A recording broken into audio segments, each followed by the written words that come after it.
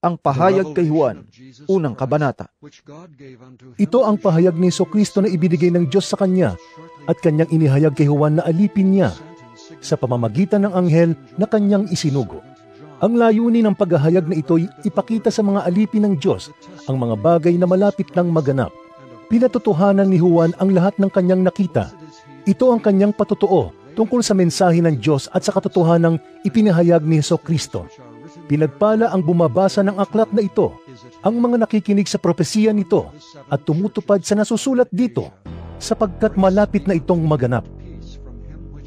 Mula kay Juan, para sa 7 iglesia sa lalawigan ng Asya, sumainyo nawa ang kagandahang loob at kapayapaang mula sa Diyos na siyang nakaraan, kasalukuyan at darating, mula sa 7 espiritong nasa harap ng kanyang trono, at mula kay Jesucristo, ang tapat na saksi, ang panganay sa mga binuhay mula sa kamatayan at ang pinuno ng mga hari sa lupa. Iniibig niya tayo at sa pamamagitan ng kanyang dugo ay pinalaya niya tayo sa ating mga kasalanan. Ginawa niya tayong isang kaharian ng mga pari upang maglingkod sa kanyang Diyos at Ama. Kay Jesucristo ang kaluwalhatian at kapangyarihan magpakailanman. Amen. Tingnan ninyo, dumarating siyang nasa mga alapaap at makikita siya ng lahat, pati ng mga tumusok sa kanya. Tatangis ang lahat ng lipi sa lupa dahil sa kanya. Magkagayon nawa. Amen. Ako ang Alpha at ang Omega. Sabi ng Panginoong Diyos na makapangyarihan sa lahat, ang kasalukuyan, nakaraan at darating.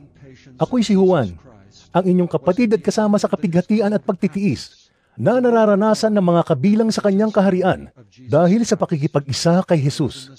Noon ako'y nasa isla ng Patmos sapagkat ipinangaral ko ang salita ng Diyos at nagpatotoo ako para kay Jesus. Noon ay araw ng Panginoon at habang nasa ilalim ako ng kapangyarihan ng Espiritu, narinig ko mula sa aking likuran ng isang malakas na tinig na parang tunog ng trompeta. Sabi niya, Isulat mo sa isang aklat ang iyong nakita at ipadala mo ito sa 7 iglesia, sa Efeso, Esmirna, Pergamo, Tiatira, Sardis, Philadelphia, at Laodicea. Lumingon ako upang tingnan ang nagsasalita at nakakita ako ng 7 ilawang ginto. Nakatayo sa gitna ng mga ilawan ng isang parang anak ng tao na nakasuot ng mahabang damit at may gintong pamigkis sa kanyang dibdib. Ang kanyang ulo at buhok ay kasimputi ng balahibo ng tupa o ng niebe at ang kanyang mga matay parang apoy na nagliliyab. Kumikinang ang kanyang mga paa na parang tansong pinakintab at parang rumaragas ang tubig ang kanyang tinig. May hawak siyang 7 bituin sa kanang kamay at lumabas sa kanyang bibig ang isang matalas na tabak na sa magkabilay may talim. Ang kanyang mukha ay nakakasilaw tulad ng araw sa katanghaliang tapat. Pagkakita ko sa kanya, para akong patay na bumagsak sa kanyang paanan. Ngunit ipinatong niya sa akin ang kanyang kanang kamay at sinabi, Huwag kang matakot. Ako ang simula at ang wakas at ang nabubuhay. Namatay ako, ngunit tingnan mo. Ako'y buhay ngayon at mananatiling buhay magpakailanman. Hawak ko ang mga susi ng kamatayan at ng daigdig ng mga patay. Kaya't isulat mo ang iyong nakikita, ang nangyayari ngayon at ang mangyayari pa pagkatapos nito. Tungkol naman sa hiwaga ng 7 bituing hawak ko sa aking kanang kamay at sa 7 ilawang ginto, ang 7 bituin ay ang mga anghel ng 7 iglesia at ang 7 ilawang ginto ay ang 7 iglesia. Pahayag, 2 kabanata. Isulat mo sa anghel ng iglesia sa Efeso. Ito ang sinasabi ng may hawak ng 7 bituin sa kanyang kanang kamay at lumalakad sa gitna ng 7 ilawang ginto. Alam ko ang mga ginagawa mo, ang iyong mga pagpapagal at matiyagang pagtitiis. Alam kong hindi mo kinukonsinti ang masasamang tao. Sinubok mo ang mga nagsasabing sila'y apostol at napatunayan mong sila'y huwad. Alam ko ring matyaga ka, nagtiis ng maraming hirap alang-alang sa akin at hindi ka sumuko. Subalit may isang bagay na ayaw ko sa iyo. Iniwan mo na ang pag-ibig mo noong una. Alalahanin mo ang dati mong kalagayan. Pagsisihan mo at talikuran ang iyong masasamang gawa at gawin mong muli ang mga ginagawa mo noong una. Kapag hindi ka nagsisi, pupunta ako dyan at aalisin ko sa kinalalagyan ang iyong ilawan. Ngunit ito naman ang napupuri ko sa iyo. Kinapopuotan mo ring tulad ko ang mga ginagawa ng mga Nicolaita. Ang lahat ng may pandinig ay makinig sa sinasabi ng Espiritu sa mga iglesia. Sa magtatagumpay ay ibibigay ko ang karapatang kumain ng bunga ng punong kahoy ng buhay na nasa paraiso ng Diyos. Isulat mo sa anghel ng iglesia sa Esmirna, ito ang sinasabi sa iyo ng simula at wakas, ang namatay at muling nabuhay. Alam ko ang mga kapighatian na dinaranas mo. Alam kong mahirap ka, ngunit ang totoo'y mayaman ka. Nalalaman ko rin ang mga paninirang puri sa iyo ng mga nagpapanggap na mga Hudyo. Ngunit ang totoo, sila'y mga kampon ni Satanas. Huwag kang matakot sa mga pag-uusig na malapit mo nang danasin. Makinig ka, ipabibilanggo ng dyablo ang ilan sa inyo bilang pagsubok. Magdurusa kayo sa loob ng 10 araw. Manatili kang tapat hanggang kamatayan at gagantimpalaan kita ng korona ng buhay. Ang lahat ng may pandinig ay makinig sa sinasabi ng Espiritu sa mga iglesia. Ang magtatagumpay ay hindi masasaktan ng pangalawang kamatayan. Isulat mo sa anghel ng iglesia sa Pergamo, ito ang sinasabi ng may hawak ng matalas na tabak na sa magkabilay may talim. Alam ko kung saan ka nakatira, sa kinaroroonan ng trono ni Satanas. Gayunmay, nananatili kang tapat sa akin. Hindi mo tinalikuran ang iyong pananampalataya sa akin. Kahit noong si Antipas na tapat kong lingkod ay patayin dyan sa kalagitnaan ninyo sa lugar na tinitirhan ni Satanas. Subalit may ilang bagay na ayaw ko sa iyo. May ilan sa inyo na sumusunod sa katuruan ni Balaam na nagturo kay Balak upang mahikayat ang mga Israelita na magkasala. Kaya't kumain sila ng mga pagkaing inihandog sa mga Diyos-Diyosan at nakiapid. May ilan din sa inyong sumusunod sa katuruan ng mga Nicolaita. Kaya magsisi na kayo talikuran ang inyong mga kasalanan. Kung hindi, pupunta ako dyan sa lalong madaling panahon at pupuksain ko ang mga taong iyon sa pamamagitan ng tabak na lumalabas sa aking bibig. Ang lahat ng may pandinig ay makinig sa sinasabi ng Espiritu sa mga iglesia. Ang magtatagumpay ay bibigyan ko ng nakatagong pagkain. Bibigyan ko rin siya ng batong puti na kinasusulatan ng isang bagong pangalan na walang sinumang nakakaalam maliban sa tatanggap niyon.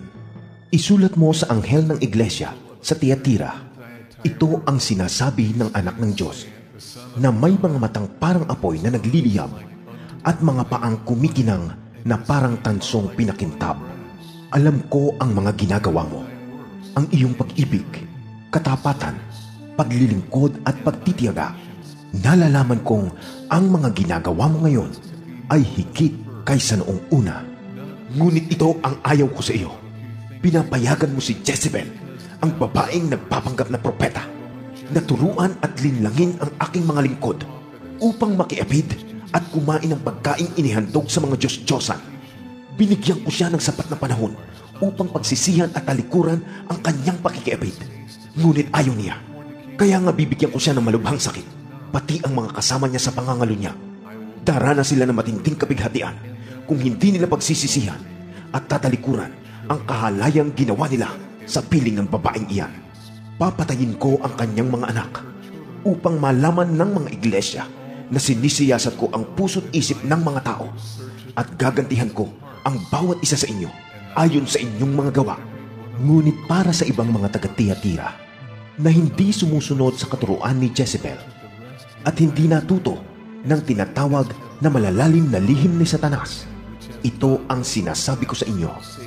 Hindi ko kayo bibigyan ng ibang pasanin, ngunit panghawakan ninyo kung anong mayroon kayo hanggang ako'y dumating.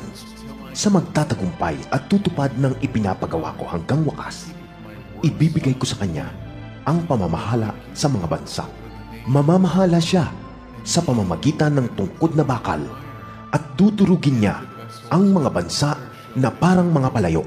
Ibinibigay ko ito kung paanong ibinigay ito sa akin ng Ama. Ibibigay ko rin sa mga magtatagumpay ang bituin sa umaga. Ang lahat ng may pandinig ay makinig sa sinasabi ng Espiritu sa mga iglesia. Pahayag, 3 kabanata. Isulat mo sa anghel ng iglesia sa Sardis. Ito ang sinasabi ng nagtataglay ng 7 Espiritu ng Diyos at ng 7 bituin. Alam ko ang ginagawa mo. Ang alam ng marami, ikaw ay buhay. Ngunit ang totoo, ikaw ay patay. Kaya't gumising ka, palakasin mo ang nalalabi pa sa iyo upang hindi ito tuluyang mamatay, sapagkat nakita kong hindi ganap sa paningin ng aking Diyos ang mga nagawa mo. Kaya nga alalahanin mo ang mga bagay na iyong tinanggap at narinig. Isagawa mo ang mga iyon. Pagsisihan mo't talikuran ang iyong kasamaan.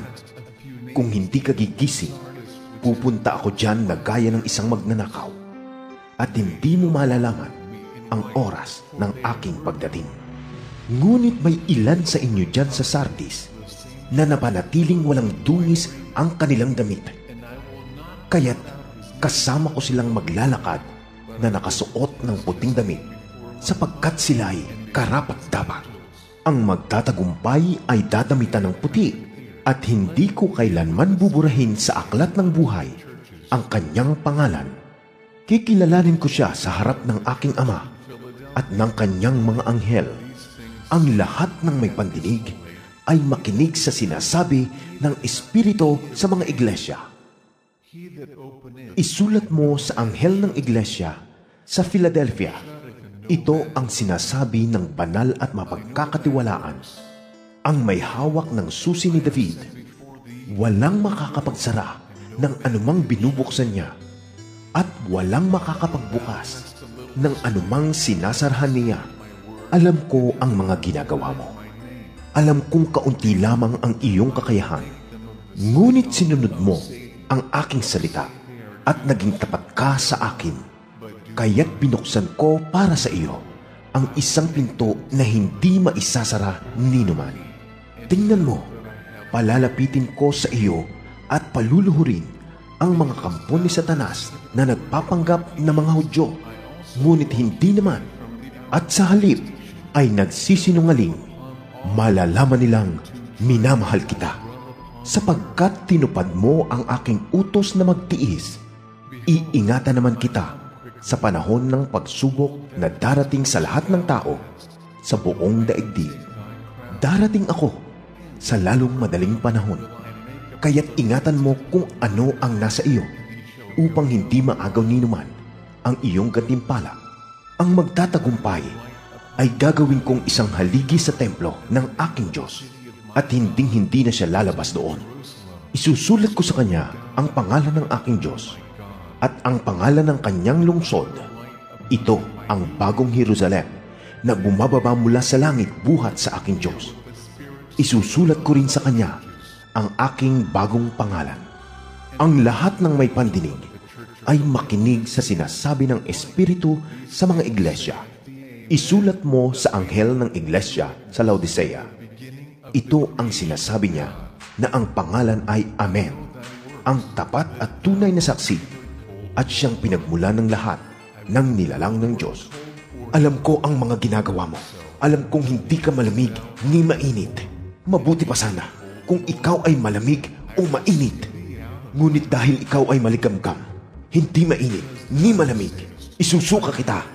Sinasabi mong ikaw ay mayaman, sagana sa lahat ng bagay, at wala ng kailangan pa. Ngunit hindi mo nalalamang ikaw ay kawawa, kahabag-habag, dukha, bulag at hubad. Kaya nga ipinapayo kong bumili ka sa akin ng purong ginto upang ikaw ay maging tunay na mayaman. Bumili ka rin sa akin ng puting damit upang iyong isuot at matakpan ang nakakahiya mong kahubaran. Bumili ka rin sa akin ng gamot na ipapahid sa iyong mata upang ikaw ay makakita. Sinasaway ko't pinapalo ang lahat ng aking minamahal. Kaya't maging masigasig ka, pagsisihan mo't talikuran ang iyong mga kasalanan. Tingnan mo, nakatayo ako at kumakatok sa pintuan.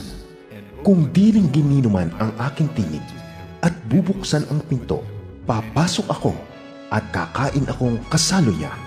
ang magtatagumpay ay bibigyan ko ng karapatang umupo na katabi ko sa aking trono, tulad ko na nagtagumpay at nakaupo ngayon katabi ng aking Ama sa kanyang trono. Ang lahat ng may pandinig ay makinig sa sinasabi ng Espiritu sa mga iglesia. Pahayag, ika-4 na kabanata.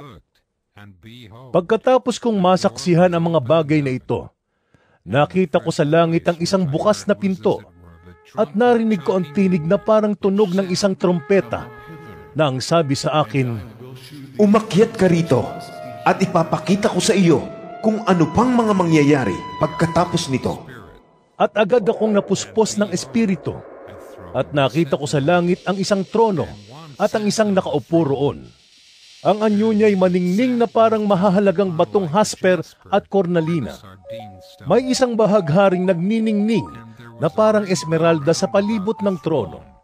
Nakapaligid naman dito ang 24 pang trono, nasa bawat isa'y may nakaupong matanda na nakadamit ng puti at may koronang ginto sa ulo. Mula sa trono ay gumuguhit ang kidlat kasabay ng mga ugong at mga kulog. Sa harap ng trono ay may 7 nagniningas na sulo. Ito ang 7 espiritu ng Diyos. Sa harap ng trono ay may tila dagat na salamin na sinlinaw ng kristal. Sa 4 na panig ng trono ay may 4 na buhay na nilalang na punong-puno ng mga mata sa kanilang harap at likod. Ang unang buhay na nilalang ay katulad ng leon, katulad naman ng baka ang pangalawa. Tulad sa mukha ng tao ang pangatlo, at katulad naman ng agilang lumilipad ang pang-4. Ang bawat isa ay may 6 na pakpak at punong-puno ng mga mata sa harap at likod. Walang tigil ang kanilang pag-awit araw at gabi. Banal, banal, banal ang Panginoong Diyos na makapangyarihan sa lahat, na siyang nakaraan, kasalukuyan at darating. Tuwing umaawit ng pagluwalhati, parangal at pasasalamat ang 4 na buhay na nilalang sa nakaupo sa trono na nabubuhay magpakailanman. Ang 24 na matatandang pinuno naman ay nagpapatira pa sa harap ng trono at sinasamba ang nakaupo doon, ang nabubuhay magpakailanman. Inilalagay nila ang kanilang korona sa harap ng trono at sinasabi, Aming Panginoon at Diyos, karapat dapat kang tumanggap ng kaluwalhatian, karangalan at kapangyarihan, sapagkat ikaw ang lumalang sa lahat ng bagay at ayon sa iyong kagustuhan sila'y nagkaroon ng buhay at nalikha. Pahayag, ika-5 kabanata. Nakita ko sa kanang kamay ng nakaupo sa trono ang isang kasulatang nakabalumbon na may sulat sa loob at labas at sinarhan ng 7 selyo. At nakita ko rin ang isang makapangyarihang anghel na nagtanong ng malakas, Sino ang karapat-dapat na mag-alis sa mga selyo at magbukas sa balumbon? ngunit wala ni isa man, maging sa langit, maging sa lupa o sa ilalim ng lupa, na makapagbukas o makatingin sa nilalaman niyon. Buong kapaitan akong umiyak dahil walang natagpo ang karapat-dapat na magbukas at tumingin sa nilalaman niyon. Ngunit sinabi sa akin ng isa sa matatandang pinuno, Huwag kang umiyak. Tingnan mo, ang leon mula sa lipi ni Huda, ang anak ni David, ay nagtagumpay at may karapatang mag-alis sa 7 selyo at magbukas sa kasulatang nakabalumbon. Pagkatapos, nakita ko sa pagitan ng matatandang pinuno at ang tronong napapaligiran ng 4 na buhay na nilalang, ang isang korderong nakatayo na ang anyo ay tulad sa pinatay na. Ito'y may 7 sungay at 7 mata na siyang 7 espiritu ng Diyos na ipinadala sa buong daigdig. Lumapit ang kordero at kinuha ang kasulatang nakabalumbon sa kanang kamay ng nakaupo sa trono. Nang ito'y kunin niya, nagpatira pa sa harapan ng kordero ang 4 na buhay na nilalang at ang 24 na matatandang pinuno. Bawat isa'y may hawak na alpa at may gintong mangkok na puno ng insenso na siyang mga panalangin ng mga hinirang ng Diyos. Inaawit nila ang isang bagong awit. Ikaw ang karapat-dapat na kumuha sa kasulatang nakabalumbon at magtanggal sa mga selyo niyon.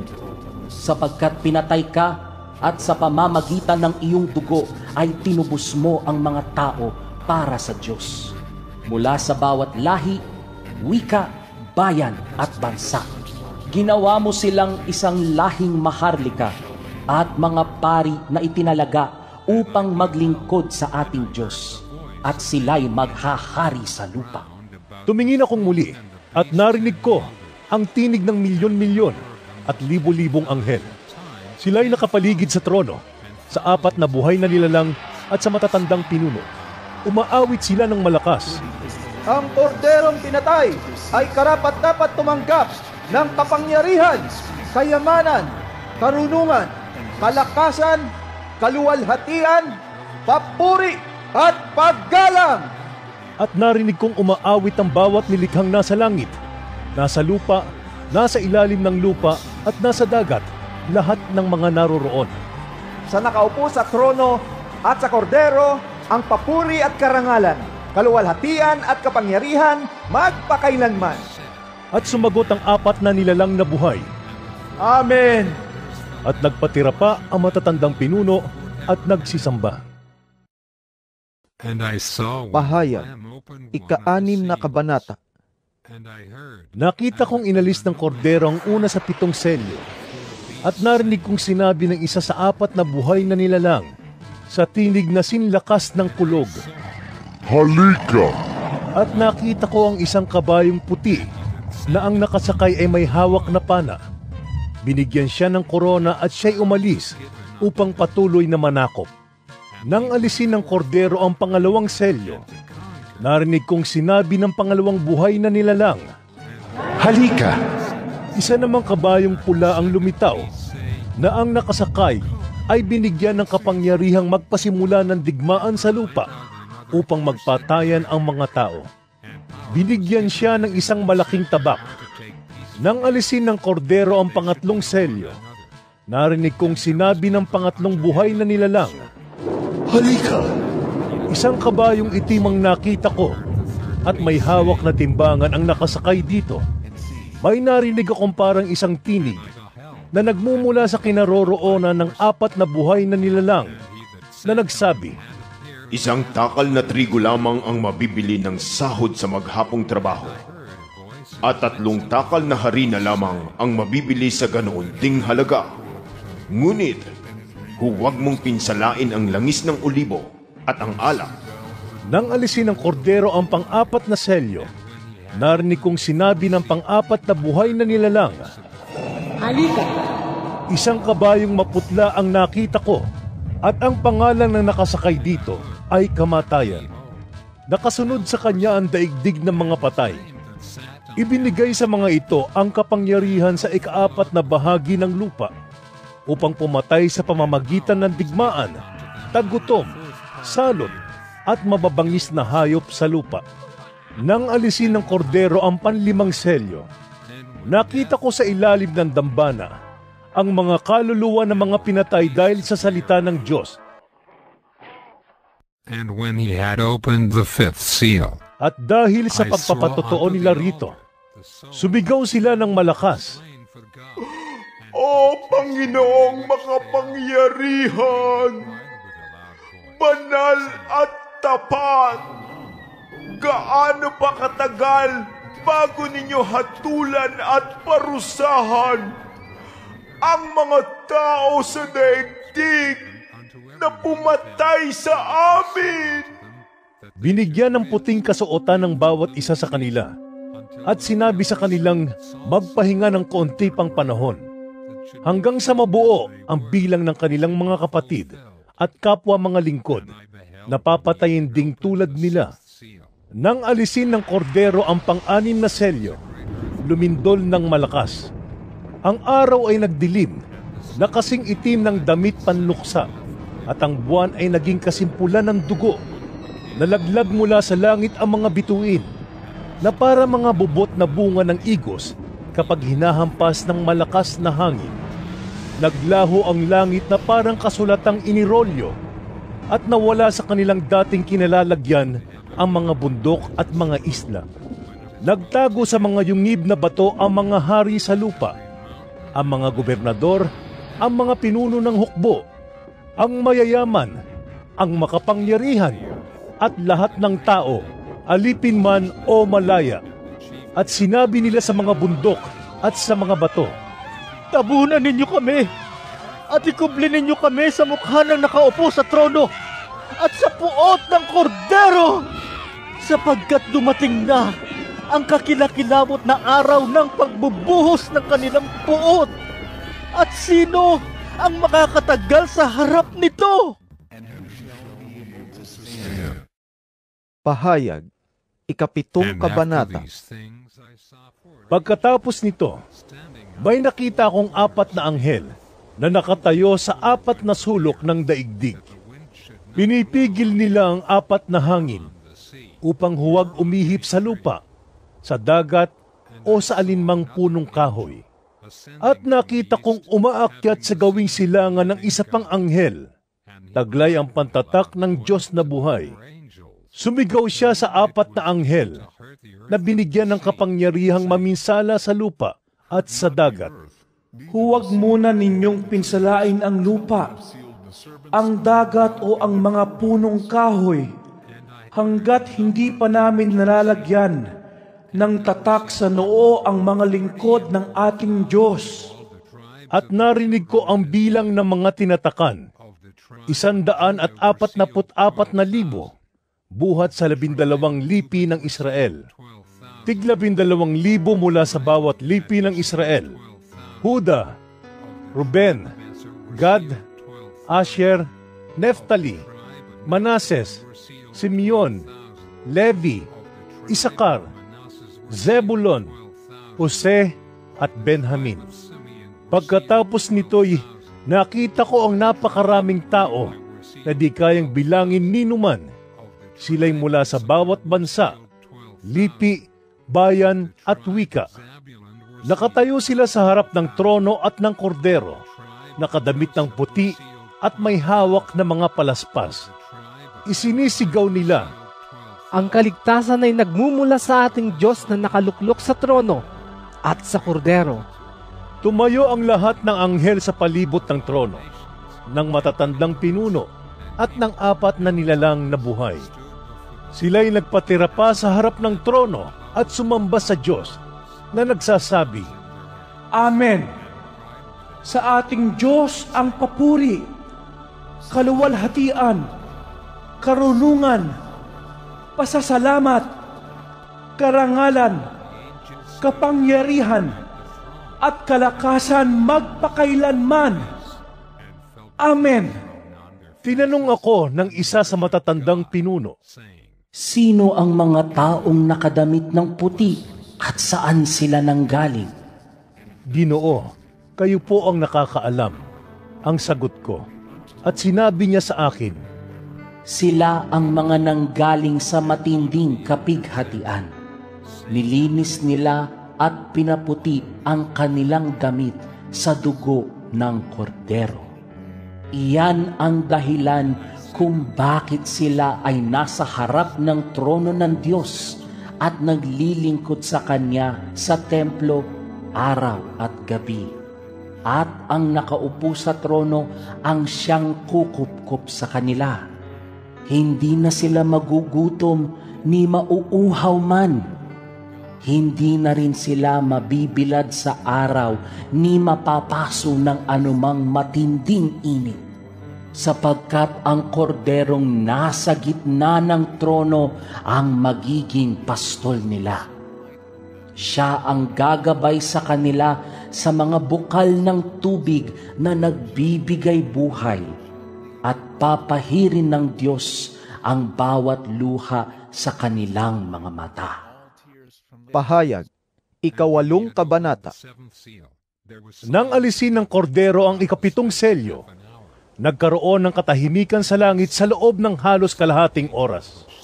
Pagkatapos nito'y, nakita ko ang 7 anghel na nakatayo sa harapan ng Diyos at binigyan ng trompeta ang bawat isa sa kanila. Dumating ang isa pang anghel na may dalang gintong sunugan ng insenso. at tumayo sa harap ng dambana. Binigyan siya ng maraming insenso upang ihandog sa dambanang ginto na nasa harap ng trono, kasabay ng mga panalangin ng mga hinirang ng Diyos. Mula sa kamay ng anghel ay tumaas sa harapan ng Diyos ang usok ng insenso, kasabay ng mga panalangin ng mga hinirang ng Diyos. Pagkatapos, kinuha ng anghel ang sunugan ng insenso. Pinuno ito ng apoy mula sa dambana at inihagis sa lupa. Biglang kumulog, dumagundong, kumidlat at lumindol. At humanda ang 7 anghel na may 7 trumpeta upang hipan ang mga ito. Hinipan ng unang anghel ang kanyang trumpeta at umulan ng batong yelo at apoy na may halong dugo. Nasunog ang 2 bahagi ng lupa, ang 2 bahagi ng mga punong kahoy at lahat ng sariwang damo.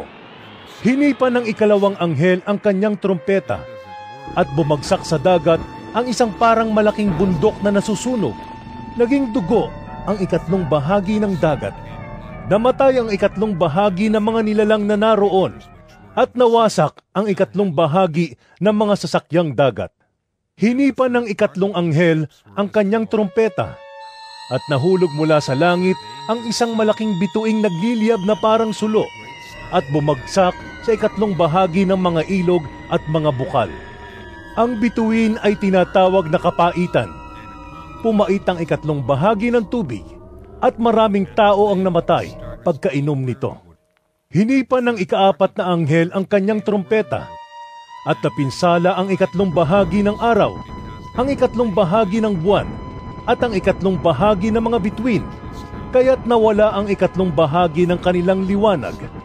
Nagdilim ang 2 bahagi ng maghapon at walang tumanglaw sa 2 bahagi ng magdamag. Pagkatapos ay nakita ko ang isang agilang lumilipad sa kalawakan at narinig ko itong sumisigaw, "Kalagim-lagim! Kalagim-lagim! Talagang kalagim-lagim ang sasabitin ng lahat ng nasa lupa. Pagtunog ng mga trumpetang hihipan ng 3 pang anghel." Pahayag, 9 na kabanata. Hinipan ng 5 anghel ang kanyang trumpeta at nakita kong nahulog sa lupa ang isang bituin. Ibinigay rito ang susi sa bukana ng napakalalim na hukay. Binuksan ng bituin ang napakalalim na hukay at may lumabas na makapal na usok, tulad ng usok ng malaking horno, kaya't nagdilim ang araw at ang himpapawid. Mula sa usok ay may naglabas ang mga balang na kumalat sa lupa. Binigyan sila ng kapangyarihan tulad ng sa mga alakdan. Ipinagbilin sa kanila na huwag sirain ang mga damo, punong kahoy o anumang halaman. Ang mga tao lamang na walang tatak ng Diyos sa noo ang maaari nilang saktan. Hindi pinahintulutan ang mga balang na patayin ang mga taong ito, kundi pahirapan lamang sa loob ng 5 buwan.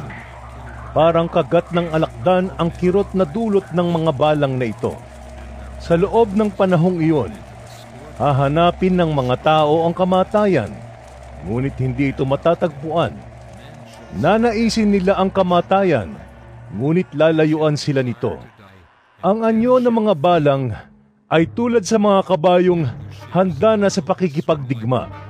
Sa kanilang ulo ay may parang koronang ginto at parang mukha ng tao ang kanilang mukha. Parang buhok ng babae ang kanilang buhok at parang ngipin ng leyon ang kanilang mga ngipin. Natatakpan ng parang mga baluting bakal ang kanilang dibdib at ang pagaspas ng kanilang pakpak ay parang dagundong ng maraming karwaing hila na mga kabayong lulusob sa labanan. Sila ay may mga buntot na may tulis gaya ng sa alakdan. Nasa buntot nila ang kapangyarihang manakit ng mga tao sa loob ng 5 buwan. Ang pinuno nila'y ang anghel na bantay sa napakalalim na hukay. Ang kanyang pangalan sa wikang Hebreo ay Abaddon at sa wikang Griego'y Apollyon. Nakaraan na ang unang lagim. dalawa pang lagim ang darating. Hinipa ng ika-6 na anghel ang kanyang trumpeta, at nakarinig ako ng tinig mula sa mga sulok ng gintong dambana na nasa harapan ng Diyos. Iniutos nito sa ika-6 na anghel na may trompeta, Kalagan mo ang 4 na anghel na nakagapos sa tabi ng malaking ilog Euphrates. At pinalaya ang 4 na anghel upang patayin nila ang 3 bahagi ng sangkatauhan. Talagang inihanda sila para sa oras, araw, buwan at taong ito. Narinig ko na ang bilang ng hukbong nakakabayo ay 200 milyon.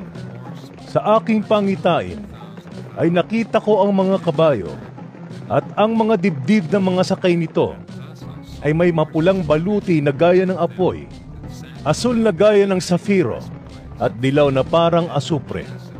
Ang mga ulo ng mga kabayo ay parang ulo ng leon, at ang kanilang bibig ay bumubuga ng apoy, usok at asupre.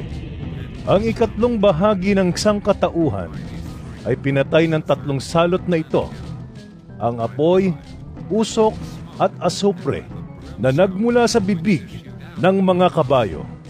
Sapagkat ang kapangyarihan ng mga kabayo'y nasa kanilang mga bibig at mga buntot. Ang kanilang mga buntot ay parang ahas na may ulo na siyang ginagamit nila sa pananakit ng tao. Ang natira sa sangkatauhan na hindi namatay sa mga salot na ito ay hindi nagsisi.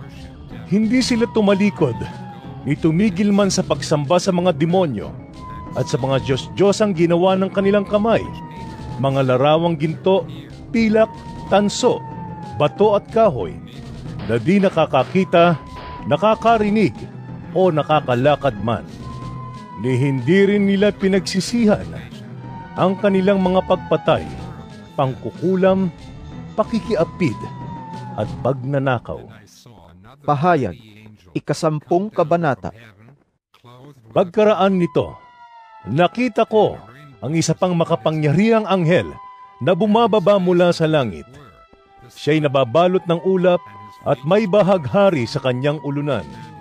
Nagniningning na parang araw ang kanyang mukha at parang mga haliging apoy ang kanyang mga binti. May hawak siyang isang maliit na aklat na nakabukas. Itinuntong niya sa dagat ang kanyang kanang paa at sa lupa naman ang kaliwa. Sumigaw siya at ang kanyang tinig ay parang atungal ng leon. Tinugon siya ng dagundong ng 7 kulog. Isusulat ko sana ang aking nasaksihan nang matapos ang dagundong. Ngunit narinig ko mula sa langit ang isang tinig na nagsabi, Ilihim mo ang sinabi ng 7 kulog. Huwag mo nang isulat. At itinaas ng anghel na nakita kong nakatungtong sa dagat at sa lupa ang kanyang kanang kamay at nanumpa sa pangalan ng Diyos na nabubuhay magpakailanman na siyang lumikha ng langit, lupa, dagat at ng lahat ng naroroon. Sinabi ng anghel, Hindi na magtatagal. Sa araw na hipan ng 7 anghel ang kanyang trumpeta, isasagawa na ng Diyos ang lihim niyang plano, gaya ng ipinahayag niya sa mga propeta na kanyang mga lingkod. Pagkatapos, ay kinausap akong muli ng tinig na narinig kong nagsasalita mula sa langit. Lumapit ka sa anghel na nakatuntong sa dagat at sa lupa, at kunin mo ang hawak niyang aklat na nakabukas. Nilapitan ko nga ang anghel at hiningi ang aklat. Sinabi niya sa akin, Kunin mo ito at kainin. Mapait iyan sa sikmura, ngunit sa iyong bibig ay kasing tamis ng pulot pukyutan. Kinuha ko nga mula sa kamay ng anghel ang maliit na aklat at kinain ko ito. Matamis nga iyon, parang pulot pukyutan sa bibig. Ngunit nang malunok ko na'y pumait ang aking sikmura. At sinabi nila sa akin, Kailangang ipahayag mong muli ang mga propesiya tungkol sa mga tao, bansa, wika at mga hari. Pahayag, 11 kabanata. Pagkatapos, binigyan ako ng isang panukat na parang tungkod at sinabihan, Tumayo ka at sukatin mo ang templo ng Diyos at ang dambana at bilangin mo ang mga sumasamba roon. Ngunit huwag mo nang sukatin ang mga bulwagan sa labas ng templo, sapagkat ibinigay na iyon sa mga taong di kumikilala sa Diyos. Yuyurakan nila ang banal na lungsod sa loob ng 42 buwan. Isusugo ko ang 2 kong saksi na nakadamit ng sako, at sa loob ng 1,260 araw ay ipahahayag nila ang mensaheng mula sa Diyos. Ang mga saksing ito ay ang 2 punong olibo at 2 ilawang nakatayo sa harap ng Panginoon ng daigdig. Kapag may nagtangkang manakit sa kanila, may lalabas na apoy sa kanilang bibig at tutupukin ang kanilang mga kaaway.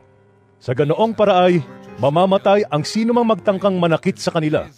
May kapangyarihan silang isara ang langit upang hindi umulan sa panahon ng pagpapahayag nila ng mensaheng mula sa Diyos. May kapangyarihan din silang gawing dugo ang tubig at magpadala ng anumang salot sa lupa tuwing naisin nila. Pagkatapos nilang magpatotoo, aahon ng halimaw na nasa napakalalim na hukay at makikipaglaban sa kanila. Matatalo sila at mapapatay ng halimaw, at ang kanilang bangkay ay mahahandusay sa lansangan ng dakilang lungsod na ang patalinghagang pangalan ay Sodoma o Ehipto, kung saan ipinako sa krus ang kanilang Panginoon. Sa loob ng 3.5 araw, ang kanilang mga bangkay ay pagmamasdan ng mga tao mula sa iba't ibang lahi, lipi, wika at bansa, at hindi papayag ang mga ito na mailibing ang mga bangkay.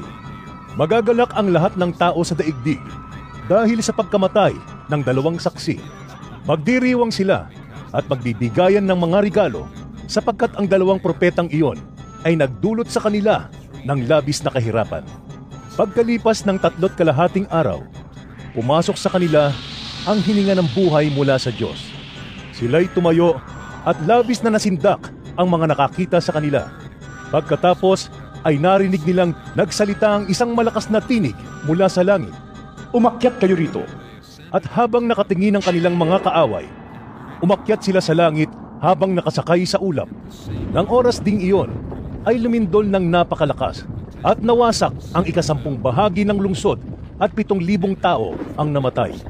Ang mga natirang tao ay natakot at niluwalhati nila ang Diyos ng kalangitan. Natapos na ang 2 lagim at ang 3 lagim ay malapit na.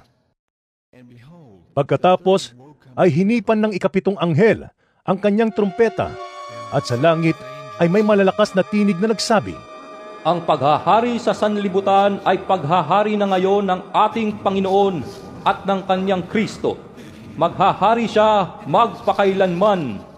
At ang 24 na matatandang pinuno na nakaupo sa kani-kanilang trono sa harapan ng Diyos ay nagpatira pa at sumamba sa Kanya. Sinabi nila, "Panginoong Diyos na makapangyarihan sa lahat, na siyang kasalukuyan at ang nakaraan, nagpapasalamat kami na ginamit mo ang iyong walang hanggang kapangyarihan at nagpasimula ka ng maghari. Galit na galit ang mga bansang di kumikilala sa iyo, dahil dumating na ang panahon ng iyong puot, ang paghatol sa mga patay at pagbibigay ng gantimpala sa mga propetang lingkod mo at sa iyong mga hinirang, sa lahat ng may takot sa iyo, dakila man o hamak. Panahon na upang wasakin mo ang mga nagwawasak sa daigdig." At nabuksan ang templo ng Diyos sa langit at nakita ang kaban ng tipan sa loob nito. Pagkatapos ay kumidlat, dumagundong, kumulog, lumindol, at umulan ng batong yelo. Pahayag, 12 kabanata. Kasunod nito'y lumitaw sa langit ang isang kakaibang palatandaan. Isang babaeng nadaramtan ng araw at nakatuntong sa buwan, at ang ulo'y may koronang binubuo ng 12 bituin. Malapit na siyang manganak, kaya't napapasigaw siya dahil sa matinding hirap. Isa pang palatandaan ang lumitaw sa langit. Isang napakalaking pulang dragon. Ito'y may 7 ulo at 10 sungay, at may korona ang bawat ulo. Kinaladkad ng kanyang buntot ang 3 bahagi ng mga bituin sa langit, at inihagis ang mga iyon sa lupa. Pagkatapos, tumayo ang dragon sa paanan ng babaeng malapit ng manganak upang lamunin ang sanggol sa sandaling ito'y isilang. Ang babae ay nagsilang ng sanggol na lalaki na nakatakdang maghari sa lahat ng bansa sa pamamagitan ng tungkod na bakal. Ngunit may umagaw sa bata at dinala ito sa Diyos sa kanyang trono. Ang babae naman ay tumakas papunta sa ilang, sa isang lugar na inihanda ng Diyos para sa kanya upang maalagaan siya roon sa loob ng 1,260 araw. Pagkaraan nito'y nagkaroon ng digmaan sa langit. Si Miguel at ang kanyang mga anghel ay nakipaglaban sa dragon at sa mga kampon nito. Natalo ang dragon at ang kanyang mga kampon at hindi na sila pinayagang manatili sa langit. Itinapon ang napakalaking dragon, ang matandang ahas na tinatawag na Diablo at Satanas, na nandaraya sa buong sanlibutan. Itinapon siya sa lupa kasama ang lahat ng kanyang mga kampon. At narinig ko ang isang malakas na tinig mula sa langit na nagsasabi, "Dumating na ang pagliligtas ng Diyos. Ipinamalas na niya ang kanyang lakas bilang hari. Ipinamalas din ni Kristo ang kanyang kapangyarihan, sapagkat itinapon na mula sa langit ang nagpaparatang sa mga kapatid natin, araw at gabi sa harapan ng Diyos. Nagtagumpay ang mga ito laban sa Diablo sa pamamagitan ng dugo ng kordero at sa pamamagitan ng kanilang pagpapatotoo sa salita ng Diyos, at buong puso nilang inialay ang kanilang buhay hanggang sa kamatayan. Kaya't magalak ang kalangitan at lahat ng naninirahan diyan. Ngunit kalagim-lagim ang daranasin ninyo, lupa at dagat, sapagkat ang matinding poot ng Diablo ay babagsak sa inyo. Alam niyang kaunting panahon na lamang ang nalalabi sa kanya." Nang makita ng dragon na itinapon siya sa lupa, hinabol niya ang babaeng nagsilang ng sanggol na lalaki. Ngunit ang babae ay binigyan ng 2 pakpak ng malaking agila upang makalipad papunta sa ilang. Doon siya aalagaan sa loob ng 3.5 taon upang maligtas sa pananalakay ng ahas. Mula sa kanyang bibig, ang ahas ay naglabas ng tubig na parang ilog upang tangayin ang babae. Subalit tinulungan ng lupa ang babae.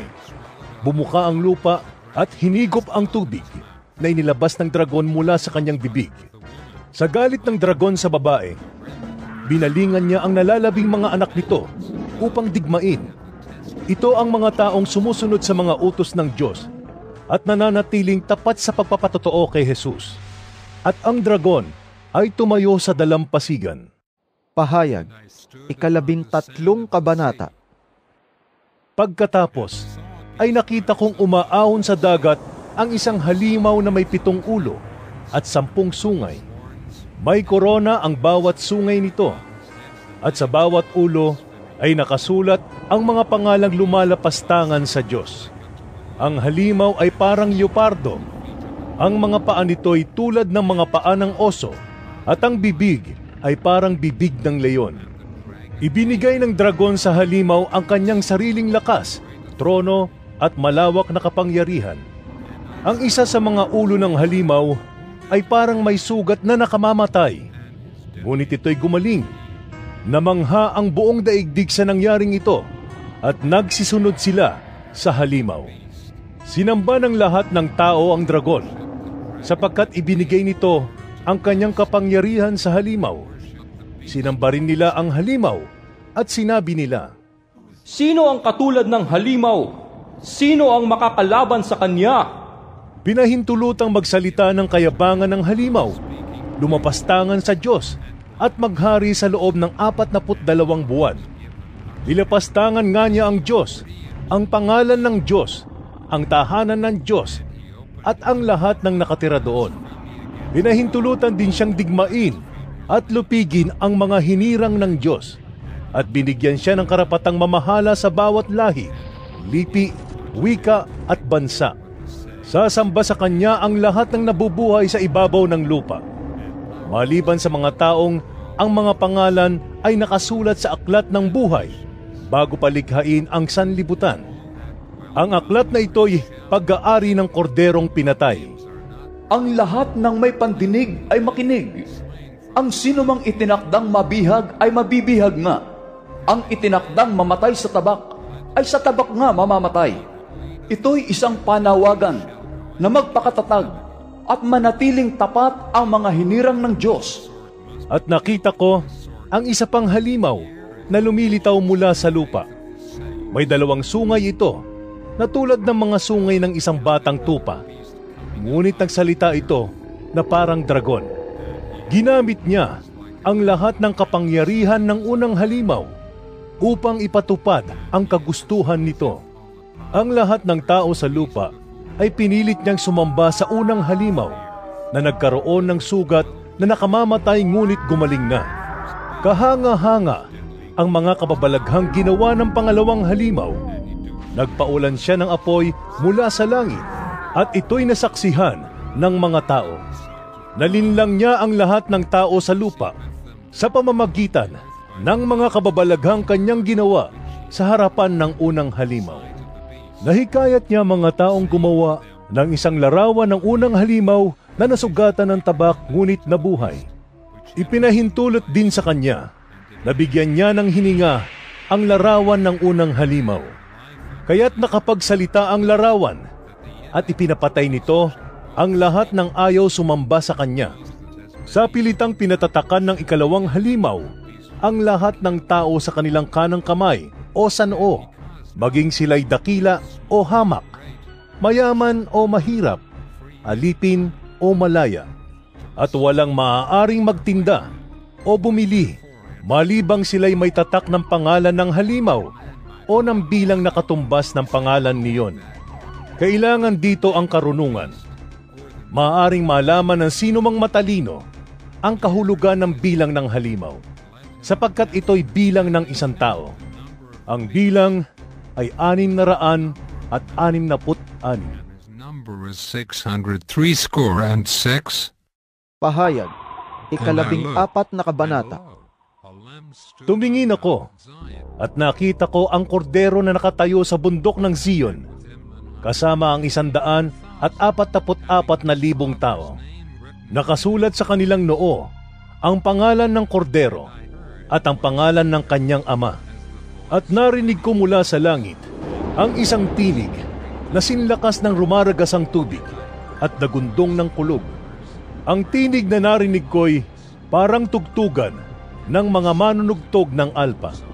Sila'y umaawit ng isang bagong awit sa harap ng trono at sa harap ng 4 na nilalang na buhay at sa harap ng matatandang pinuno.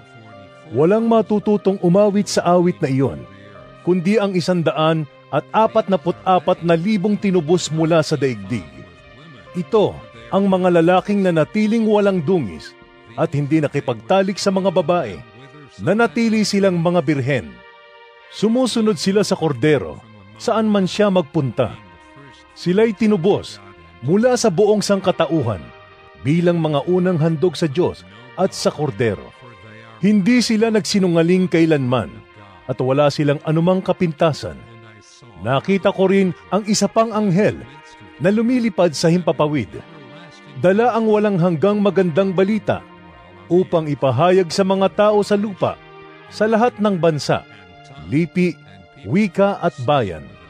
Sinabi niya ng malakas, "Matakot kayo sa Diyos at luwalhatiin ninyo siya, sapagkat dumating na ang oras ng kanyang paghatol. Sambahin ninyo ang Diyos na lumikha ng langit, lupa, dagat at mga bukal ng tubig." Sumunod naman ang ikalawang anghel na nagsasabi, Bumagsak na ang makapangyarihang Babylonia na nagpainom sa lahat ng mga bansa ng alak ng kanyang kahalayan. At sumunod sa dalawa ang ikatlong anghel na sumisigaw, Sino mang sumasamba sa halimaw at sa larawan nito at nagpatatak sa kanyang noo o sa kamay, ay paiinumin ng Diyos ng purong alak ng kanyang puot na ibinuo sa kopa ng kanyang galit. Pahihirapan sila sa apoy at asupre sa harapan ng mga banal na anghel at sa harapan ng kordero. Ang usok mula sa apoy na nagpapahirap sa kanila ay patuloy na tataas magpakailanman. Araw at gabi ay maghihirap ng walang pahinga ang mga sumamba sa halimaw at sa kanyang larawan at ang mga natatakan ng kanyang pangalan. Ito'y panawagan na magpakatatag ang mga hinirang ng Diyos, ang mga sumusunod sa mga utos ng Diyos, at nananatiling tapat kay Jesus.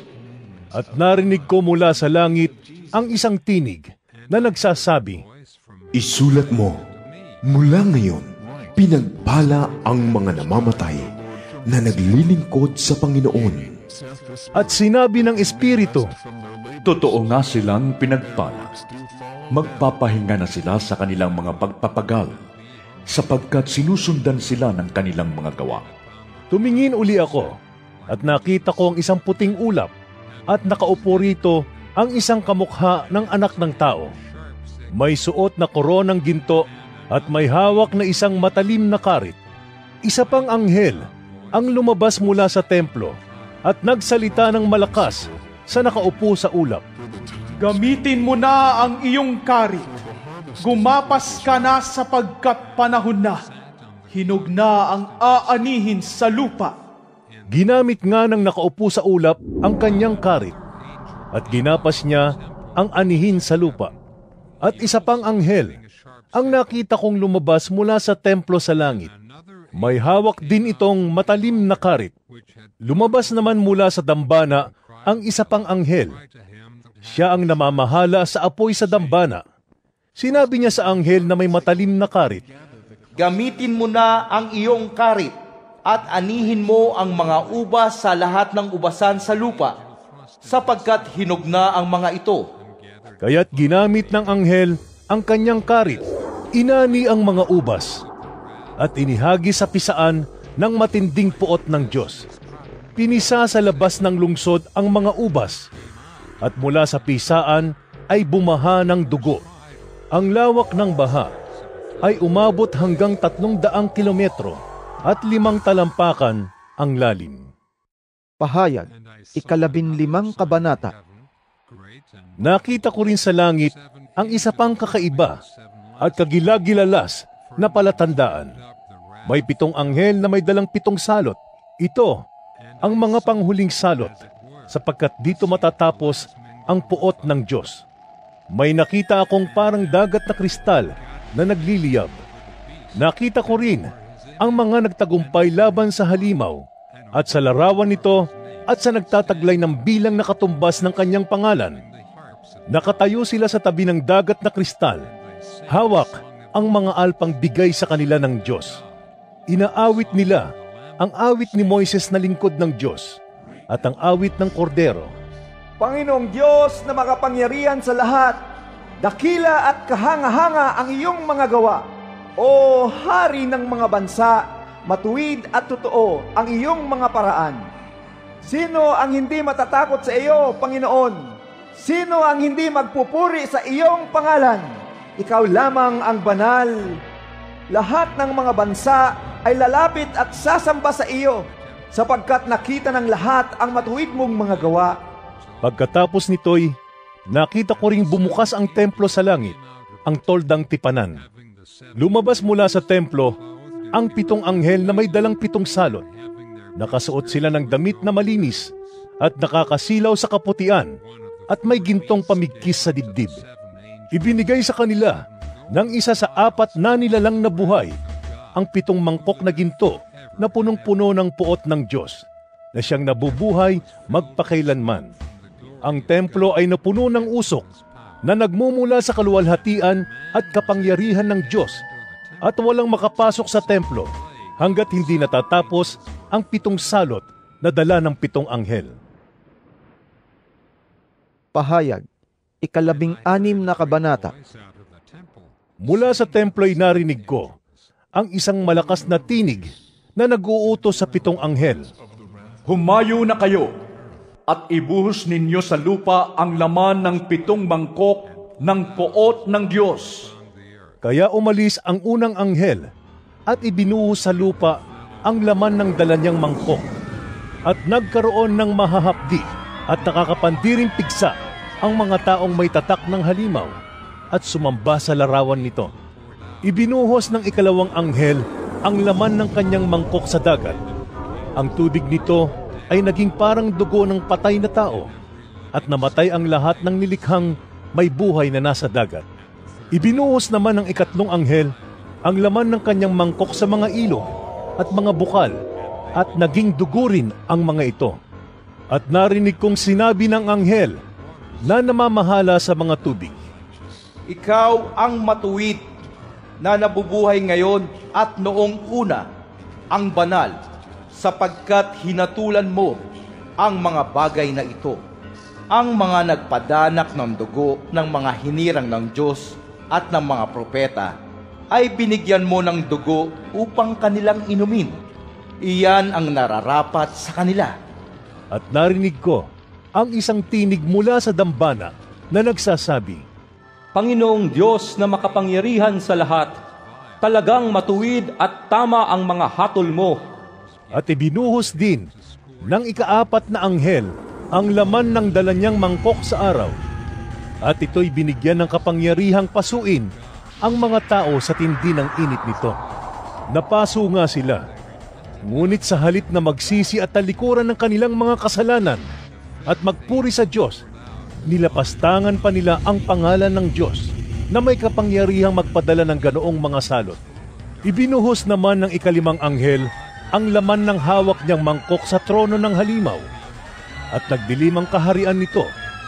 Napakagat dila sa kirot ang mga tao, at sinumpa nila ang Diyos ng langit dahil sa kanilang hirap at tinamong mga pigsa. Ngunit hindi rin sila nagsisi at tumalikod sa masasama nilang gawain. At ibinuhos ng ika-anim na anghel ang laman ng dala niyang mangkok sa malaking ilog Euphrates. Natuyo ang ilog upang magkaroon ng landas para sa mga haring mula sa silangan. At nakita kong lumalabas mula sa bunganga ng dragon, sa bunganga ng halimaw, at sa bunganga ng huwad na propeta, ang tatlong karumaldumal na espiritong mukhang palaka.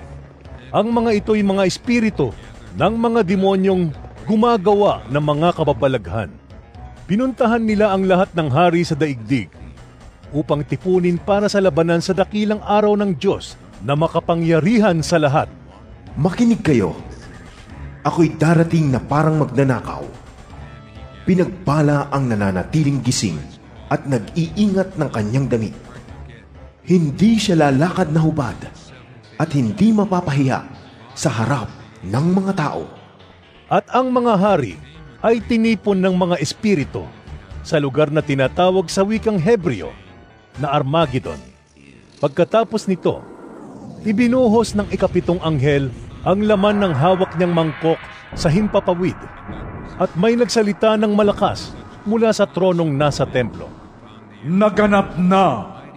Kumidlat, kumulog, at lumindol ng napakalakas. Ito ang pinakamalakas na lindol mula pa ng likhain ng tao dito sa lupa.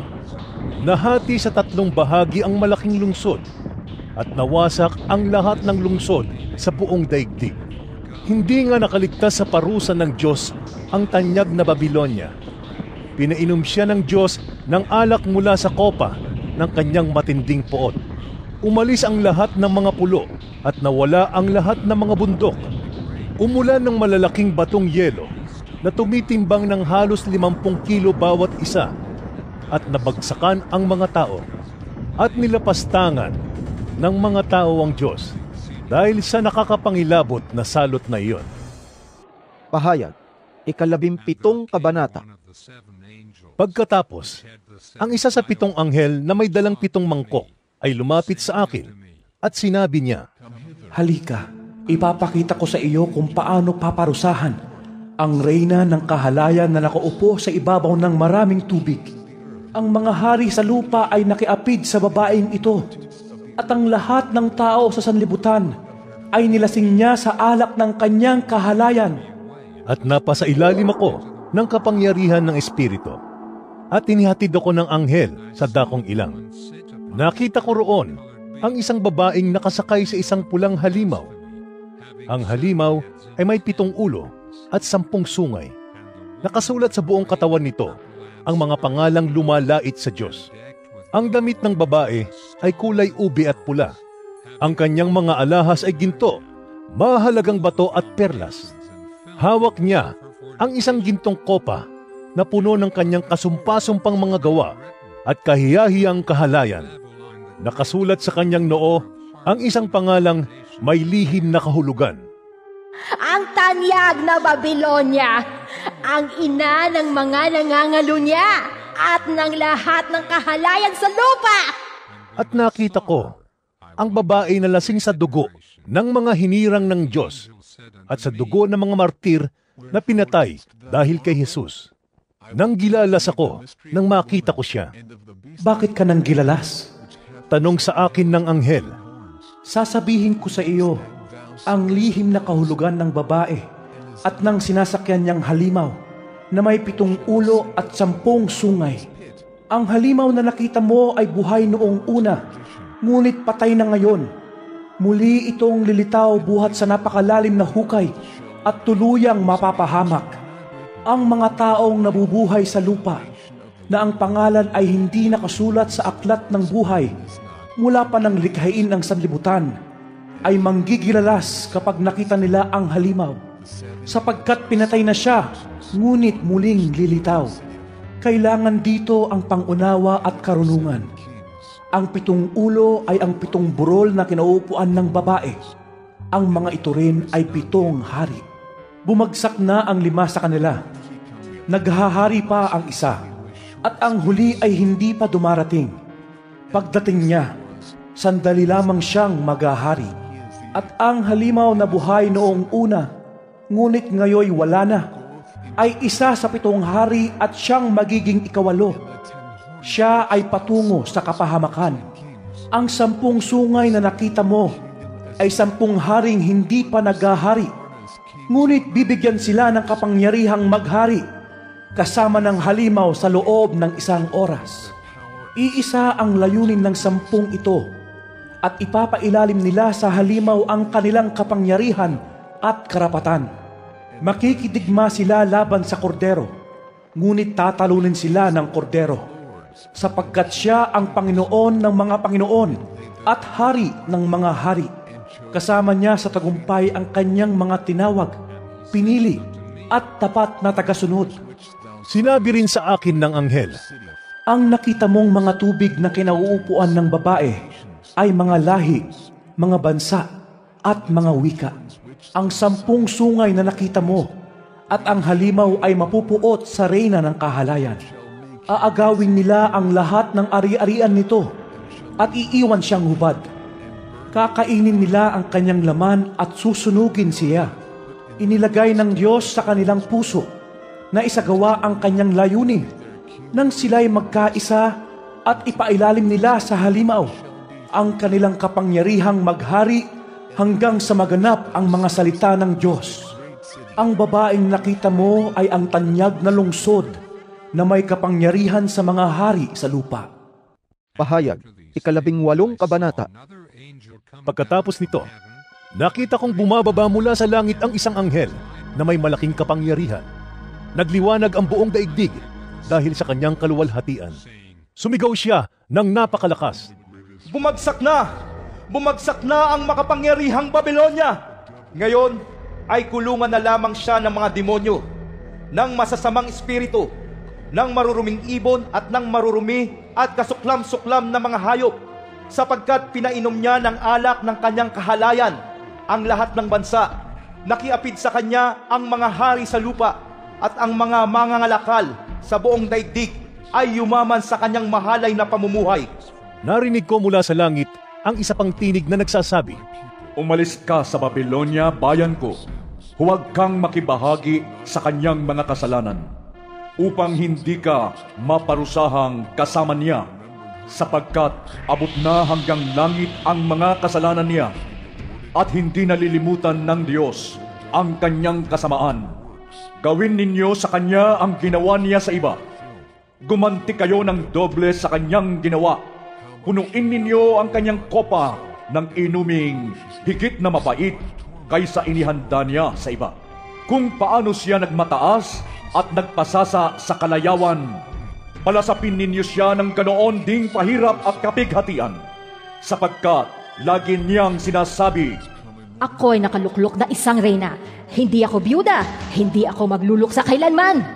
Dahil dito, daragsa sa kanya ang mga salot sa loob ng 1 araw. sakit, dalamhati, at tagutom.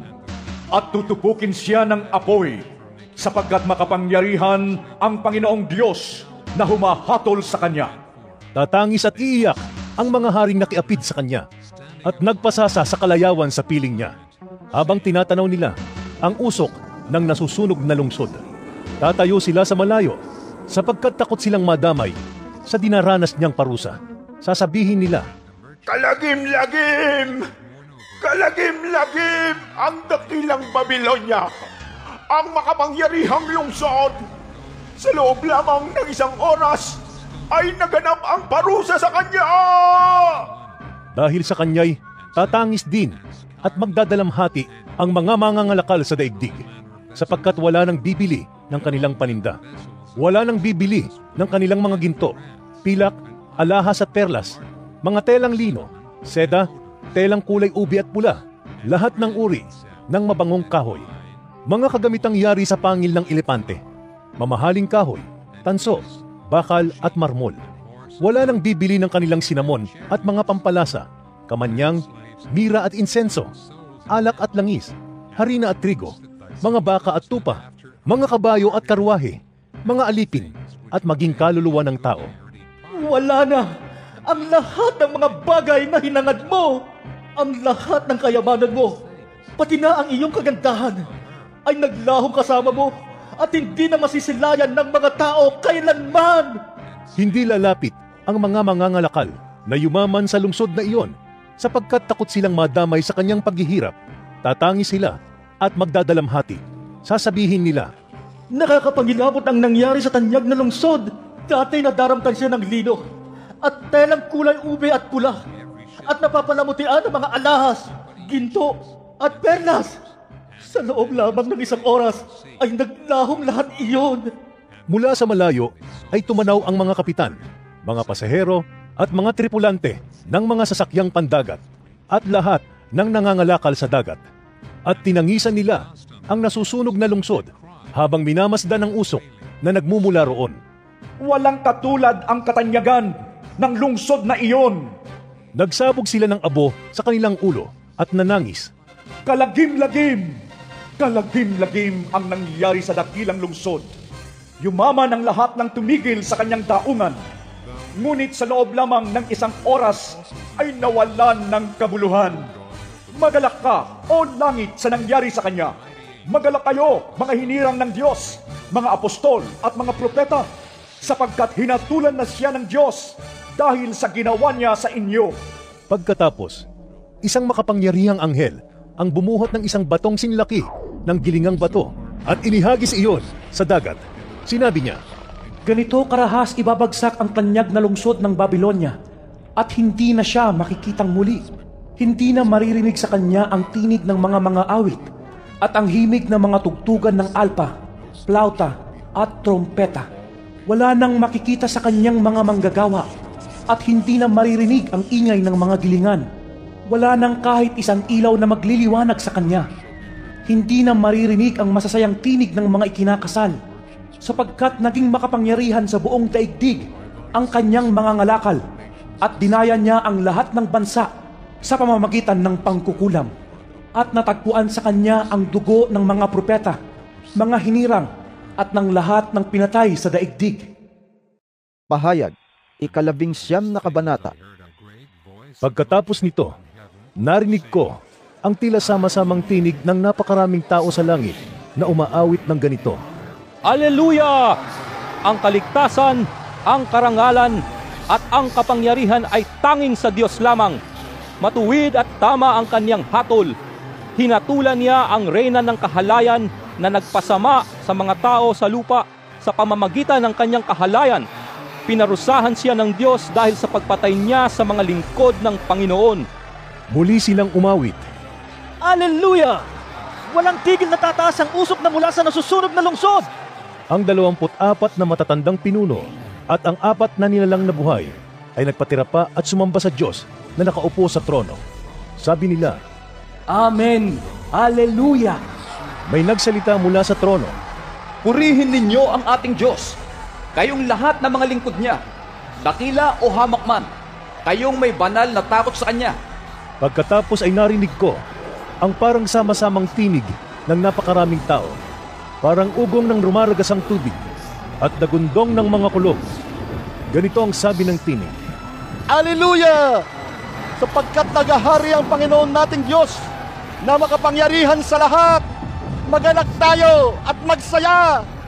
Luwalhatiin natin siya sapagkat sumapit na ang kasal ng kordero at inihanda na ng kasintahang babae ang kanyang sarili. Binihisan siya ng malinis at puting-puting lino. Ang lino ay ang mabubuting gawa ng mga hinirang ng Diyos. At sinabi sa akin ng anghel, isulat mo ito. Pinagpala ang mga inanyayahan sa kasalan ng kordero. Idinugtong pa niya, ito ay tunay na mga salita ng Diyos. Nagpatira pa ako sa kanyang paanan upang sambahin siya. Ngunit sinabi niya sa akin, huwag mong gawin iyan.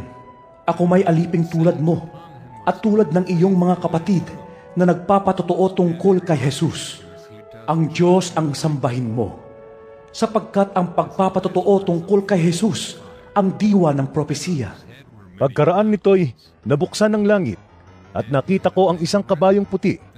Ang sakay nito'y tinatawag na tapat at totoo, sapagkat matuwid siyang humatol at makipagdigma.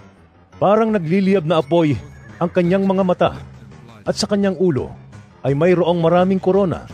Nakasulat sa kanya ang isang pangalan niya na siya lamang ang nakakaalam ng kahulugan. Basang-basa sa dugo ang kanyang kasuotan at ang tawag sa kanya ay salita ng Diyos. Sumusunod sa kanya ang mga hukbo ng langit na nakadamit ng malinis at puting lino at nakasakay rin sa mga kabayong puti. May matalim na tabak na lumalabas sa kanyang bibig. Nagagamitin niyang panlupig sa mga bansa. Mamamahala siya sa mga ito sa pamamagitan ng tungkod na bakal at paaagusin mula sa pisaan ng ubas ang alak ng puot ng Diyos na makapangyarihan sa lahat. Nakasulat sa kanyang kasuotan at sa kanyang hita ang ganitong pangalan, Hari ng mga hari at Panginoon ng mga Panginoon. Nakita ko naman ang isang anghel na nakatayo sa araw. Sumigaw siya ng malakas at tinawag ang mga ibon sa himpapawid. Hali kayo at magkatipon para sa malaking handaan ng Diyos. Kainin ninyo ang laman ng mga hari, ng mga kapitan, ng mga kawal, ng mga kabayo at ng kanilang mga sakay. Kainin din ninyo ang laman ng lahat ng tao, alipin at malaya, hamak at dakila. At nakita kong nagkatipon ang halimaw at ang mga hari sa lupa, kasama ang kanilang mga hukbo, upang kalabanin ang nakasakay sa kabayo at ang hukbo nito. Nabihag ang halimaw, gayon din ang huwad na propeta, na gumawa ng mga kababalaghan sa harap ng halimaw, upang dayain ang mga taong may tanda ng halimaw at sumamba sa larawan nito. Ang halimaw at ang huwad na propeta ay inihagis ng buhay sa lawa ng apoy na nagliliyab sa asupre. Ang kanilang mga hukbo ay pinatay sa pamamagitan ng tabak na lumabas sa bibig ng nakasakay sa kabayo. Nabusog ng gusto ang mga ibon sa pagkain ng kanilang mga bangkay. Pahayag, 22 kabanata. Pagkatapos nito'y nakita ko ang isang anghel na bumababa mula sa langit. Hawak ang isang malaking kadena at ang susi ng napakalalim na hukay. Sinunggaban niya ang dragon, ang matandang ahas na walang iba kundi ang Diablo o Satanas, at ginapos ito sa loob ng 1,000 taon. Ito'y inihagis ng anghel sa napakalalim na hukay. Saka isinara at tinatakan ang pinto nito upang hindi siya makapandaya pa sa mga bansa hanggat hindi natatapos ang 1,000 taon. Pagkatapos nito'y palalayain siya sa loob ng maikling panahon. At nakakita ako ng mga trono at ang mga nakaupo doon ay binigyan ng karapatang humatol. Nakita ko rin ang mga kaluluwa ng mga taong pinugutan dahil sa pagpapatotoo tungkol kay Jesus at sa pagpapahayag ng salita ng Diyos. Hindi sila sumamba sa halimaw ni sa larawan nito, ni tumanggap man ng tatak ng halimaw sa kanilang noo o kamay. Sila'y nabuhay at nagharing kasama ni Kristo sa loob ng 1,000 taon. Ito ang unang pagbuhay sa mga patay. Ang iba pang mga patay ay hindi nabuhay hanggang hindi natatapos ang 1,000 taon. Pinagpala at ibinukod para sa Diyos ang nakasama sa unang pagkabuhay ng mga patay. Walang kapangyarihan sa kanila ang pangalawang kamatayan. Sa halip, sila'y magiging mga pari ng Diyos at ni Kristo, at maghahari silang kasama niya sa loob ng 1,000 taon. Pagkatapos ng 1,000 taon, ay palalayain si Satanas mula sa kanyang pagkabilanggo. Lalabas siya at dadayain ang mga bansa mula sa 4 na sulok ng daigdig, ang Gog at Magog. Titipunin niya ang mga ito upang isama sa pakikipagdigma.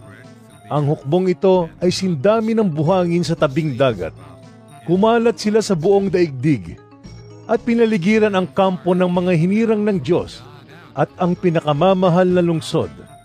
Ngunit umulan ng apoy mula sa langit at tinupok ang mga kampon ni Satanas, at ang diablong ng daya sa kanila ay itinapon sa lawa ng apoy at asupre na pinagtapunan din sa halimaw at sa huwad na propeta. Pahihirapan sila doon araw at gabi, magpakailanman. Pagkatapos nito'y nakita ko ang isang malaking tronong puti at ang nakaupo doon. Naglaho ang lupa't langit sa kanyang harapan at hindi na nakita pang muli. Nakita kong nakatayo sa harap ng trono ang mga namatay, maging dakila at hamak, at binuksan ang mga aklat. Binuksan ang isa pang aklat, ang aklat ng buhay. Hinatulan ang mga patay ayon sa kanilang ginawa, batay sa nakasulat sa mga aklat. Iniluwa ng dagat ang mga patay na naroroon. Iniluwa din ng kamatayan at daigdig ng mga patay ang mga patay na nasa kanila. Hinatulan ang lahat ayon sa kanilang mga ginawa. Pagkatapos ay itinapon din sa lawa ng apoy ang kamatayan at ang daigdig ng mga patay. Ang lawa ng apoy ang pangalawang kamatayan. Ang sino mang hindi nakasulat ang pangalan sa aklat ng buhay ay itinapon sa lawa ng apoy. Pahayag, 21 kabanata. Pagkatapos nito, nakita ko ang isang bagong langit at isang bagong lupa. Wala na ang dating langit at lupa, wala na rin ang dagat. At nakita ko ang banal na lungsod, ang bagong Jerusalem na bumababa mula sa langit buhat sa Diyos, gaya ng isang babaeng ikakasal. Siya'y nakabihis at nakahanda sa pagsalubong sa kanyang mapapangasawa. Narinig ko ang isang malakas na tinig mula sa trono. Tingnan ninyo, ang tahanan ng Diyos ay nasa piling na ng mga tao. Maninirahan siyang kasama nila, at sila'y magiging bayan niya. Diyos mismo ang makakapiling nila, at siya ang magiging Diyos nila. At papahirin niya ang bawat luha sa kanilang mga mata. Wala nang kamatayan, dalamhati, pagtangis, at paghihirap, sapagkat lumipas na ang dating mga bagay. Pagkatapos ay sinabi ng nakaupo sa trono, Pagmasdan ninyo, ginagawa kong bago ang lahat ng bagay. At sinabi niya sa akin, Isulat mo, sapagkat maaasahan at totoo ang mga salitang ito. Sinabi rin niya sa akin, Naganap na, ako ang Alpha at ang Omega, ang simula at ang wakas. Ang sinumang nauuhaw ay bibigyan ko ng tubig na walang bayad mula sa bukal na nagbibigay buhay. Ito ang makakamtan ng magtatagumpay. Ako'y magiging Diyos niya at siya namay magiging anak ko. Subalit para naman sa mga duwag, mga taksil, mga gumagawa ng mga kasuklam-suklam na bagay, mga mamamatay tao, mga nakikiapid, mga mangkukulam, mga sumasamba sa Diyos-Diyosan, at sa lahat ng mga sinungaling. Ang magiging bahagi nila'y sa lawa ng nagliliyab na apoy at asupre. Ito ang pangalawang kamatayan. Ang isa sa 7 anghel na may dalang 7 mangkok na puno ng 7 huling salot ay lumapit sa akin. Sabi niya, Halika at ipapakita ko sa iyo ang babaeng mapapangasawa ng kordero. Napasailalim ako sa kapangyarihan ng Espiritu. At ako'y dinala ng anghel sa ibabaw ng isang napakataas na bundok. Ipinakita niya sa akin ang Jerusalem, ang banal na lungsod, na bumababa mula sa langit buhat sa Diyos. Nagliliwanag ito dahil sa kaluwalhatian ng Diyos. Kumikislap na parang batong hiyas, gaya ng hasper at sinlinaw ng kristal. Ang pader nito'y makapal, mataas at may 12 pinto, at sa bawat pinto ay may isang anghel. Nakasulat sa mga pinto ang mga pangalan ng 12 lipi ng Israel, isang pangalan bawat pinto. May 3 pinto ang bawat panig, 3 sa silangan, 3 sa timog, 3 sa hilaga, at 3 sa kanluran. Ang pader ng lungsod ay may 12 pundasyon, at nakasulat sa mga ito ang mga pangalan ng 12 apostol ng Kordero. Ang anghel na nagsalita sa akin ay may hawak na gintong panukat upang sukatin ang lungsod, gayon din ang mga pinto at ang pader nito. Parisukat ang ayos ng lungsod. Kung ano ang haba, ganoon din ang luwang. Sinukat ng anghel ang lungsod, at ang lumabas na sukat ng lungsod ay 2,400 kilometro ang haba at ang luwang, gayon din ang taas. Sinukat din niya ang pader, at 65 metro naman ang taas nito, ayon sa panukat na dala ng anghel. Batong hasper ang pader, at ang lungsod ay lantay na gintong kumikinang na parang kristal. Ang saligan ng pader ay puno ng lahat ng uri ng mamahaling bato. Asper ang una, safiro ang ikalawa, kalsedonya ang ikatlo, esmeralda ang ikaapat, onisi ang ikalima, cornalina ang ikaanim, krisolito ang ikapito, berilo ang ikawalo, topas ang ikasiyam, krisopraso ang ikasampu, asinto ang 11, at amatista ang 12. Perlas ang 12 pinto. Bawat pinto ay yari sa iisang perlas. Purong ginto ang lansangan ng lungsod at kumikinang na parang kristal. Wala akong nakitang templo sa lungsod, sapagkat ang nagsisilbing templo roon ay ang Panginoong Diyos na makapangyarihan sa lahat at ang Kordero.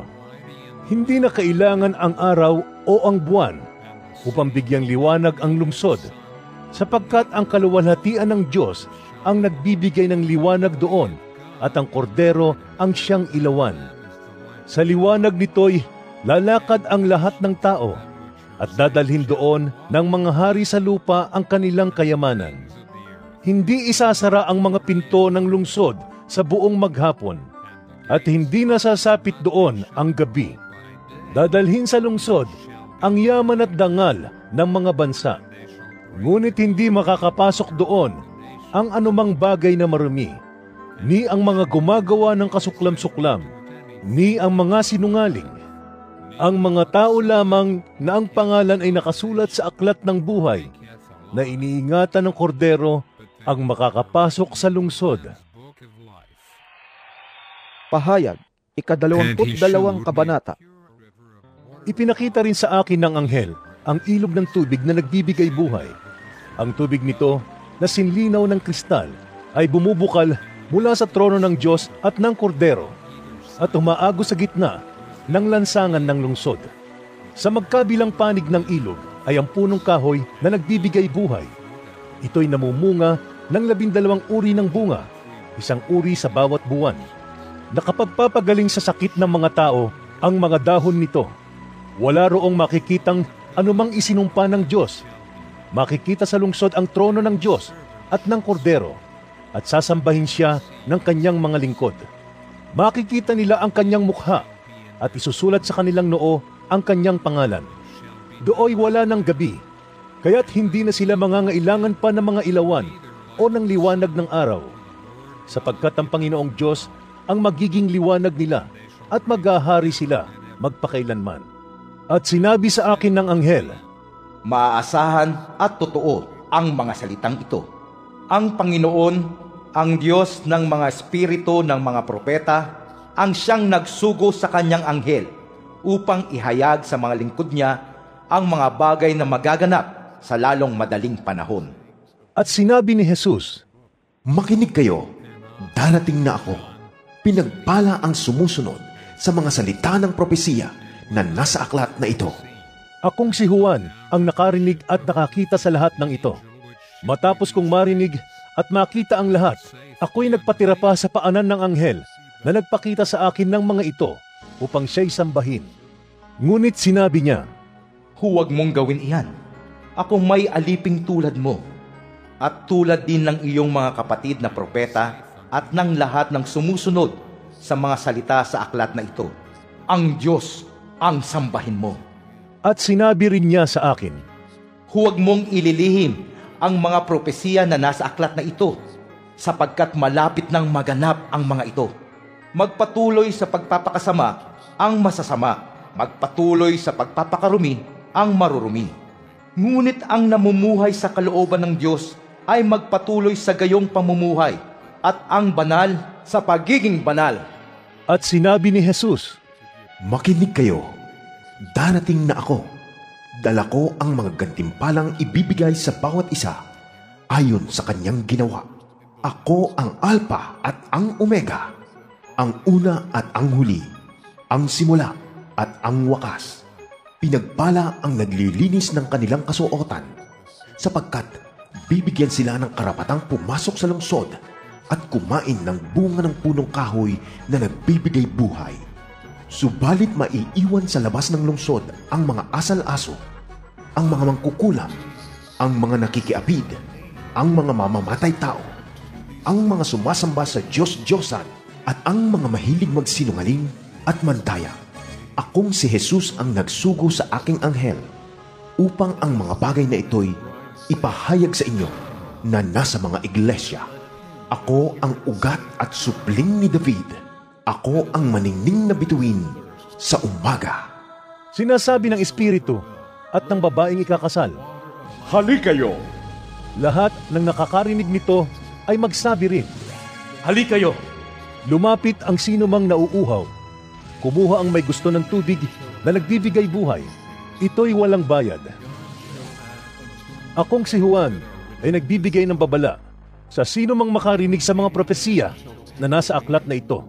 Sa sino mang magdaragdag sa nilalaman ng aklat na ito, ay idaragdag ng Diyos sa kanya ang mga salot na nakasulat dito. Ang sino mang mag-alis ng anuman sa mga salita ng aklat ng propesiyang ito, ay aalisan ng Diyos ng karapatang makibahagi sa bunga ng punong kahoy na nagbibigay buhay at sa banal na lungsod na binabanggit dito. Sinasabi ng nagpapatotoo sa lahat ng ito, Tiyak na nga, darating na ako. Amen. Dumating ka nawa, Panginoong Jesus. The grace of our Lord Naway Jesus makamtan Christ. ng lahat ang kagandahang loob ng Panginoong Jesus. Amen.